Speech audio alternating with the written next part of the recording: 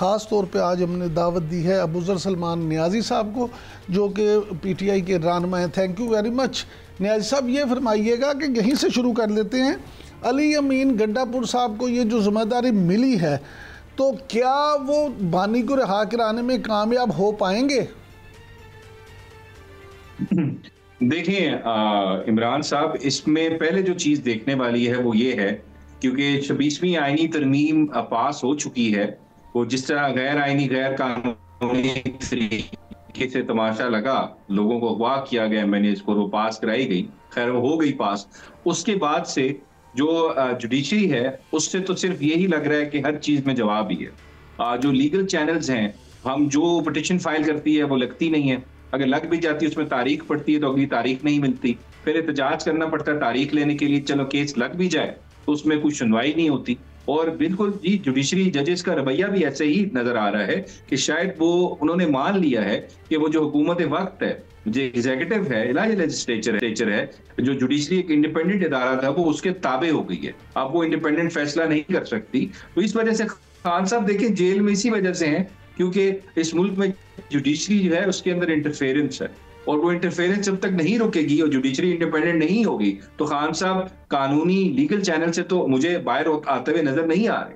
तो आपके पास एक ही ऑप्शन बनती है, वो होती है पॉलिटिकल स्ट्रगल। उसके अंदर लोगों को मोबिलाइज करना, डेमोन्स्ट्रेशंस करना, प्रोटेस्ट करना, अपना बयानिया जो है वो आवाम तक पहुंचाना, इंटरनेशनल वर्ल्ड तक पहुंचाना, वो ही आपके पास ऑप्शन रह जाती है। हम खैर लीगल चैनल फिर भी एक्सरसाइज करेंगे। खान साहब खुद कहते हैं जंग कभी छोड़ते नहीं, हमेशा लड़ते हैं, वो हम लड़ेंगे, लेकिन उम्मीद हमें इस आवाम से है, इस जो सियासी जो जद्दोजहद है उससे हमें उम्मीद है। और हमें उम्मीद है कि अब जो है वो आवाम जो है वो अपने हक के लिए, सिर्फ खान साहब का इशू नहीं है, ये हम सब के पास बात है, रूल ऑफ लॉ की बात है, जमहूरियत की बात है, फस्तायत के खिलाफ लड़ने की बात है, बुनियादी हुकूक की बात है, रूल ऑफ लॉ की बात है।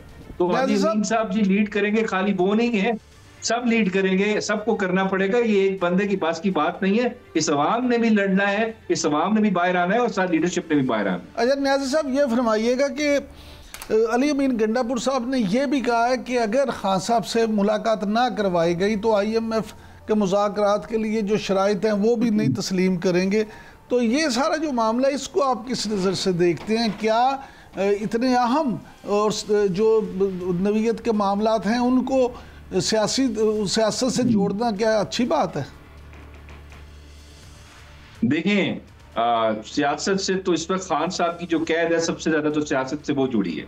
और हमारी नजर में इस मुल्क का जो असली जमहूरी लीडर है, जिसको 2/3 मेजॉरिटी मिली है, उसका मैंडेट छीना गया, वो इमरान खान है। अगर उसको आप नाहक कैद करेंगे तो वो मेरे ख्याल से बड़ा सीरियस मसला है। वो मुल्क का भी नुकसान है, जमहूरियत का भी नुकसान है। और अगर आप उसकी एक्सेस रोकेंगे, हमें मिलने नहीं देंगे, एक सूबा है जिसमें हमारी हुकूमत है, असल में तो हमारी हर जगह हुकूमत थी, लेकिन अभी इस वक्त प्रेजेंट में फॉर्म 47 के तहत भी हमारी हुकूमत है।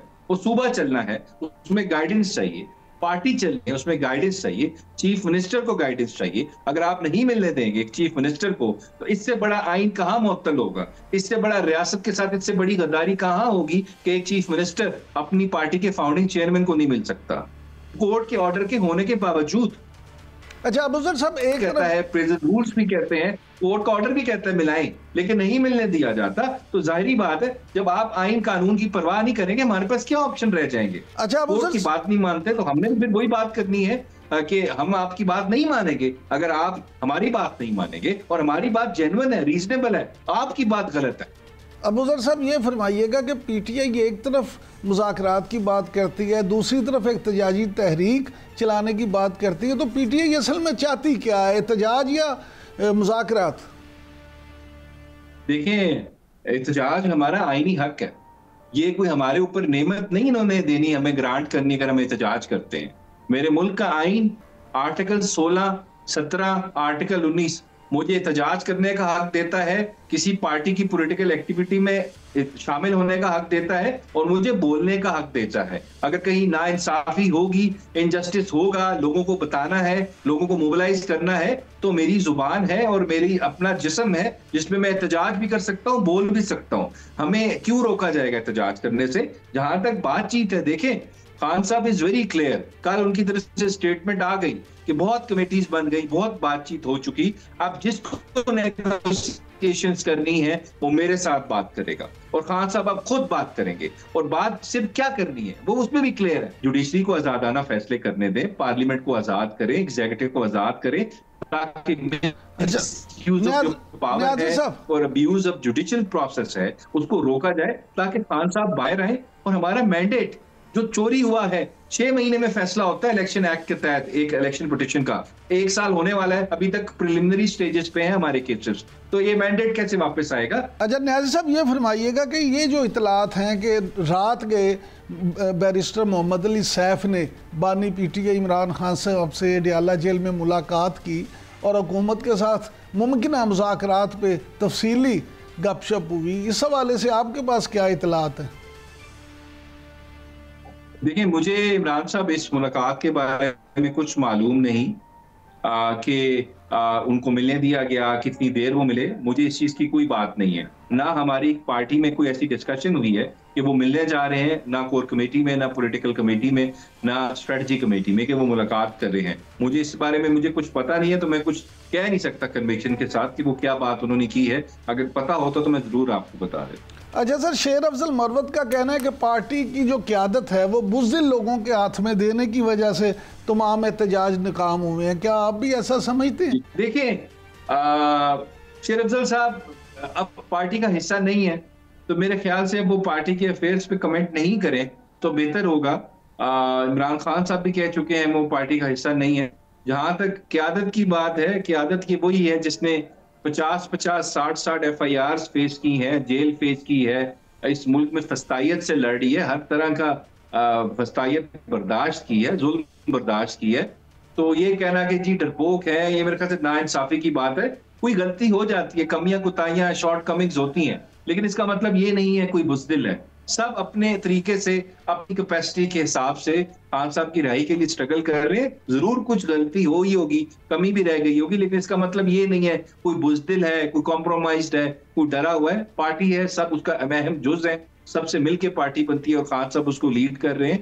तो ऐसी कोई बात नहीं है। मैं शेर अफजल साहब की बात को इतना सीरियस नहीं ले रहा। अच्छा न्याजी साहब ये फरमाइएगा कि खान साहब मुसलसल पॉलीग्राफिक टेस्ट से इनकार क्यों कर रहे हैं, इस इनकार की वजह क्या है?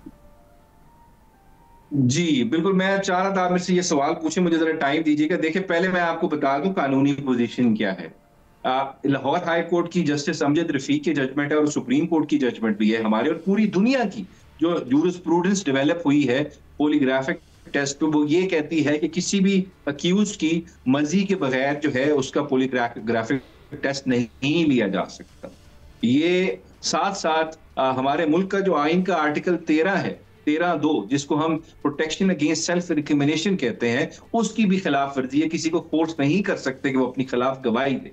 पहली बात तो ये हो गई। लेकिन चले, अगर इनको लेना भी है पॉलीग्राफिक टेस्ट, उसका कोई तरीका होता है, कोई कानूनी उसके रिक्वायरमेंट्स होती हैं। ऐसे नहीं है कि आपका दिल करे आप सुबह कोर्ट में एप्लीकेशन दें और उसमें कोई बहस भी ना हो और आप वहां से ऑर्डर लेके आ जाएगी कि हम आपका पॉलीग्राफिक टेस्ट ले रहे हैं। अगर आपको पॉलीग्राफिक टेस्ट लेना है, उसमें कॉन्स्टिट्यूशनल और लीगल जो सेफ गार्ड्स हैं उनको फॉलो करना है, और जो रिक्वायरमेंट्स है उसकी एक्सपर्ट होना चाहिए जो उसको देखे, उसको परखे, उसके बाद मैजिस्ट्रेट उसको रिकॉर्ड करे। और वो जो शख्स पॉलीग्राफिक मशीन यूज कर रहा है, क्या उसके पास कोई क्वालिफिकेशन है? नहीं। ये तो यहाँ पे पुलिस वाले ASI के हाथ दे देते हैं मशीन, वो उसका क्या बेड़ा गर्क करेगा। और ये देखें, इस चीज से मेरी बात फर्दर आपको समझ आएगी।